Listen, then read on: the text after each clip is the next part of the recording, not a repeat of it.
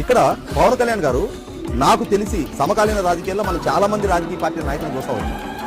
3,000 మంది ఆత్మహత్యలు చేసుకున్న కౌలు రైతుల కుటుంబాలకి ఒక్కొక్కరికి ₹1,00,000 చొప్పున 30 కోట్ల రూపాయలు ఆయన రెక్కల కష్టంతో సంపాదించిన డబ్బులు విరాళంగా ఇస్తూ వచ్చారు. 3,000 మంది రైతులకు ఇచ్చారు, 3,000 మంది కాపులు కూడా ఆయన. ఈ 3,000 మంది రాయలసీమ ప్రాంతం వాళ్ళు ఉన్నారు, కోస్తా ప్రాంతం వాళ్ళు ఉన్నారు, ఉత్తరాంధ్ర ప్రాంతం వాళ్ళు ఉన్నారు. ఆత్మహత్య చేసుకున్న రైతు కుటుంబాల్లో భరోసా కోసం ఆయన సహాయం చేశారు. ప్రాంతాలు చూడాలా, కులాలు చూడాలా, పార్టీలు కూడా చూడాలా. ఆ రైతుల్లో వైసీపీ పార్టీకి ఓటేసిన రైతులు కూడా ఉండొచ్చు. రైతుకి సహాయం చేస్తూ వచ్చారు ఆయన. జగన్మోహన్ రెడ్డి గారికి కానీ వైసీపీ పార్టీకి కానీ వేల కోట్ల రూపాయల ఆస్తులు ఉన్నాయి కదా. వాళ్ళ జీవితంలో జగన్మోహన్ రెడ్డి గారి జేబు డబ్బు ఖర్చు పెట్టి ఎండాకాలం మంచినీళ్లు పోసే చలివేంద్రం పెట్టిన దాఖలైనా ఉందండి. వాళ్ళు ఈయన టార్గెట్ చేస్తా వస్తారా?